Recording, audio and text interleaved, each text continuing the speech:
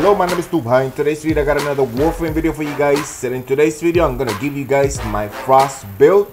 This is gonna be a build for focus farming. As you guys see, we are on Hydron. This is Sedna Hydron. A lot of people come in here to level up their Warframes and their weapons, but you could also come into this mission to do focus farming. Now, the reason that this is a good place to do some focus farming, because obviously the map is very small. The enemies are pretty decent level to earn a lot of focus from your affinity, sharing from your teammates and yourself. So basically this is going to be a Avalanche build.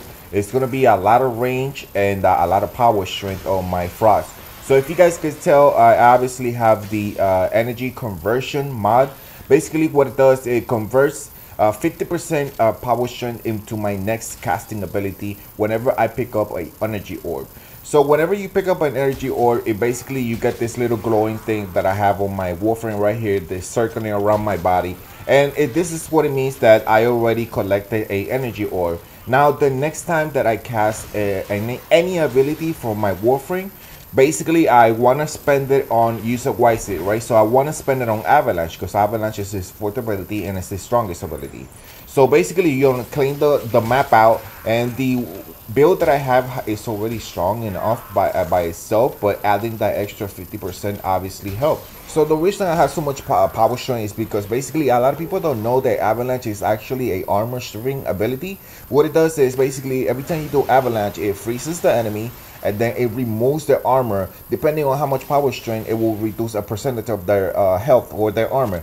But basically with this build, I got it to like 93% armor reduction, but that's without counting the energy conversion mod, which adds another 50% power strength. So what it means is basically I have over 100% armor reduction on all enemies. So every time I do an Avalanche, if I have the energy conversion boost or buff, basically I'm going to be stripping completely all their armor all the way up to from yellow bar to red bar. So that's why it's making them no matter what level they are, they become pretty easy to kill because the Avalanche is so powerful. Now I have so much range, it will not cover the entire map obviously, because Frost Avalanche is limited to you know, obviously the Warframe and his abilities. There are other Warframes in the game that can actually reach the entire map with just one ability, you know, but Frost is not one of those Warframes that could reach the entire map by just spamming the fourth, you know. So I spoke about the Avalanche part. Now you could also use the globe. The globe is very useful too. It's very strong globe. The only problem is that it covers the entire map.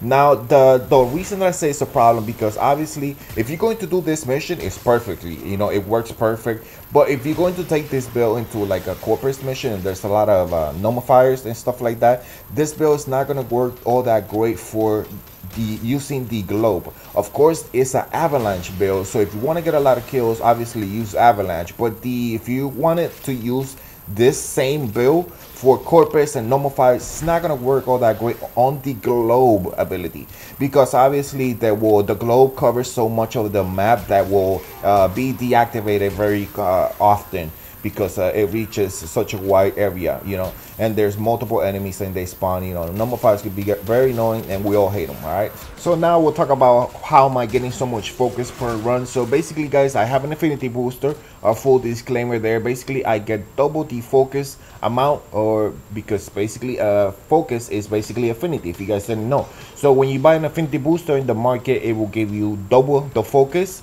per run.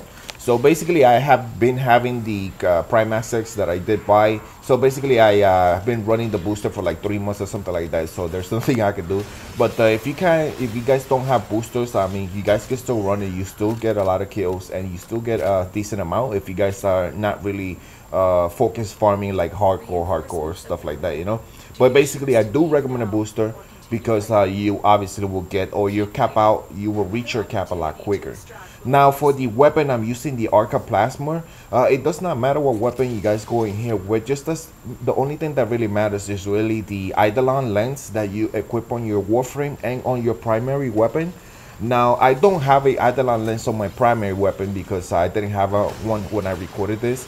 but I do have an Eidolon lens on my Frost. So like I said, it does not matter what weapon you go in here with, just as long as you have an Eidolon lens on your Frost, because basically the one that's giving you the most amount of focus is your Warframe, not really your weapon. You are getting some from your weapon, but mainly it's all about Frost, let's be honest here. But yes, I am running a greater lens, at least on my primary, but Eidolon lens on my Frost and a greater lens on my weapon. Now, I definitely recommend you guys having Cenuric School. For this one, guys, you're going to be needing the energy a lot here. I also recommend you keeping your Sentinel. I will recommend also removing your primary and secondary weapons. That way, your focus will not be shared through those weapons if you do not have lenses on them.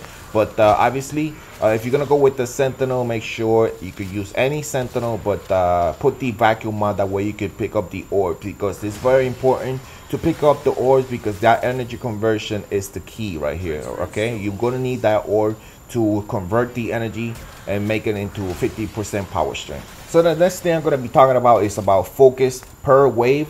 So basically, at the end of the 5 wave, I ended up with 17,000 focus. It should have been 20, but I ended up with 17,000 for 5 waves.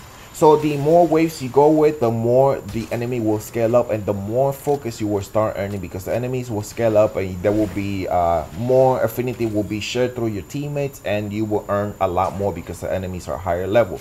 Now at the end of the 10 waves, I ended up with 50,000 focus. At the end of the 15 waves, I ended up with 75,000 focus, and at the end of the 20 waves, I ended up with 110,000 focus.